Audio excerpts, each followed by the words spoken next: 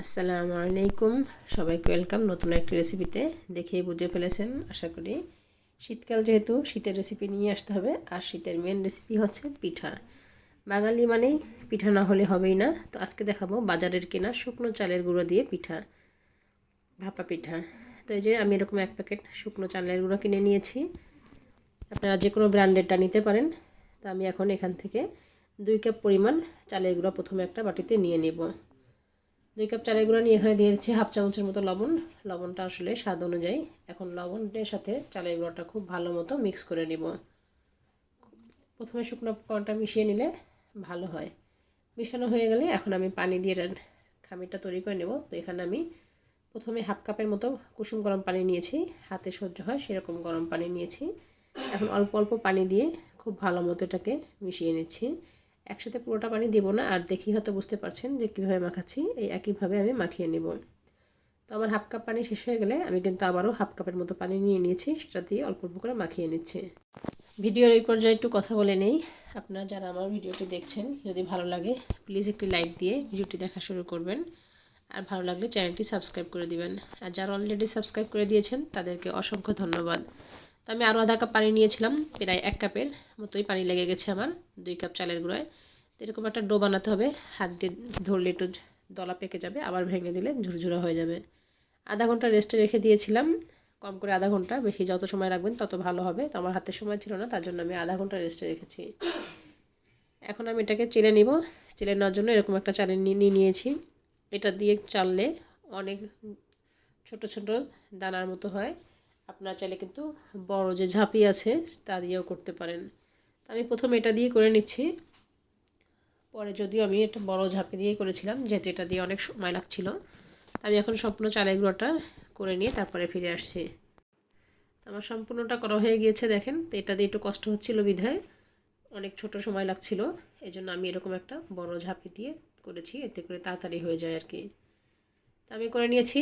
এখন পিঠার বাকি উপকরণ, নারকেল আর গুড় নিয়ে নিচ্ছি। এখানে খেজুরের গুড় আপনারা আপনাদের মতো নিতে পারেন, তবে খেজুরের গুড় নিলে খুব সুন্দর একটা ঘ্রাণ বের হয়। এখন পিঠাটা তৈরি করে নিব। পিঠা তৈরি করার জন্য আমি এরকম একটা মেলামাইনের একটা বাটি নিয়ে নিয়েছি। আপনারা পিঠার ছাঁচ কিনতে পাওয়া যায়, অথবা ছোট যে কোনো স্টিলের বাটি, মেলামাইনের বাটি, যেরকমটা আপনাদের সুবিধা হয় সেরকম একটা নিলেই পারেন। ভাপা পিঠাটা আশা করি সবাই জানেন কিভাবে দিতে হয়। তারপরও যেহেতু বানাচ্ছি তাই একটু বলে দিচ্ছি। প্রথমে সামান্য একটু চালের গুঁড়া দিয়ে দিলাম এখানে। এখন দিয়ে দিব আমি এর উপরে নারকেল কুড়িটা। নারকেল কোড়ানোটাও দিয়ে দিলাম। অনেকে কিন্তু নারকেলটা বড় করে করে নেয়, তা আমি যেহেতু মেশিন দিয়ে করেছি খুবই ছোট হয়েছিল। পরিমাণ মতো নারকেল আর গুড় দিয়ে দিব। আর এই পিঠাতে কিন্তু নারকেল আর গুড়ের পরিমাণটা বেশি দিলে খেতে ভালো লাগে। তা আমি এখন সব কিছু দিয়ে এখন কিন্তু উপরে আবার একটু চালের গুঁড়া দিয়ে দেব। চালের গুঁড়া দিয়ে খুবই হালকা হাতে এটাকে দিব, কোনো চাপাচাপি করব না। বেশি চাপাচাপি করলে কিন্তু ভালো হয় না। যত হালকা হাতে দেওয়া যায় ততই ভালো। হালকা হাতে দিয়ে এখন হাত দিয়ে খুবই সামান্য একটু চেপে দিব। খুব বেশি জোরেও না, আবার খুব ইয়েও না। দেখেই হয়তো বুঝতে পারছেন কতটা হালকা করে আমি এটা করেছি। এখন এগুলো আমি ভাপে দিব। তো ভাপে দেওয়ার জন্য আমি একটা হাঁড়িতে এরকম পানি দিয়েছি ফ্রাই প্যানে, আর উপরে একটা এরকম ঝাঁপি দিয়ে দিয়েছি। আমার কাছে আসলে ভাপা পিঠা বানানোর হাঁড়িটা নেই, আপনাদের থাকলে আপনারা তাও নিতে পারেন, বা মোমো যে স্টিম করে সেরকম একটা পাত্র নিলেও হয়। পানিটা ভালো মতো ফুটিয়ে তারপর ঝাঁপিটা দিয়েছিলাম। আর এখন এরকম একটা সুতি খুবই পাতলা একটা কাপড় দিয়ে আমি এটাকে ঢেকে তারপরে দিয়ে দিচ্ছি। আপনারা কিন্তু যে নেট আছে, নেটের ব্যাগ, সেগুলো দিয়েও দিতে পারেন। আমি যেটা দিয়ে এখন একটু সামান্য টোকা দিলেই কিন্তু এটা বের হয়ে আসবে। এখন কাপড়টা চারপাশ থেকে নিয়ে ঢেকে দিয়ে এটাকে ভাপে দিব। অনেকের চুলার আঁচ কম বেশি সময় লাগতে পারে। তো আমার প্রায় 1 মিনিটের মতো লেগেছিল। 1 মিনিট আমি ভাপে দিয়েছি। আর এদিকে দেখেন ওইটা ভাপে দিয়ে আমি আরও একটা পিঠা রেডি করে নিচ্ছি। এটা রেডি করতে করতে ওই পিঠাটা আসলে হয়ে যাবে, তারপর আবার এটা দিয়ে দিব। তো একইভাবে আমি এই পিঠাটাও রেডি করে নিচ্ছি। আপনারা কিন্তু যদি বড় হাঁড়িতে দিতেন দেওয়া যায়, তাহলে কিন্তু একসাথে অনেকগুলো পিঠাও করা যায়। আবার ছোটো হাঁড়িতে দিলে এরকম একটাও করা যায়। একটা পিঠা ভাপে দিয়ে আর একটা রেডি করতে করতে ওইটা হয়ে যায়। তো আমি এদিকে এই পিঠাটাও রেডি করে নিয়েছি, আর ওদিক থেকে কিন্তু আমার ওই পিঠাটাও হয়ে গিয়েছে। এখন আমি ওটা তুলে নেব।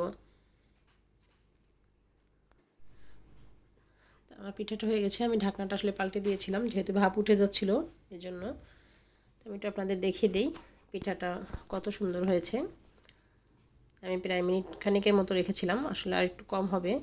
আমি এখন পিঠাটা খুবই সাবধানে উঠিয়ে নিচ্ছি। মাশাআল্লাহ, দেখতেই পাচ্ছেন একদম প্রথম পিঠাটাই আপনাদের সাথে শেয়ার করেছি, দেখেন কতটা পারফেক্ট হয়েছে। তো একইভাবে কিন্তু আমি বাকি পিঠাগুলো বানিয়ে নেব।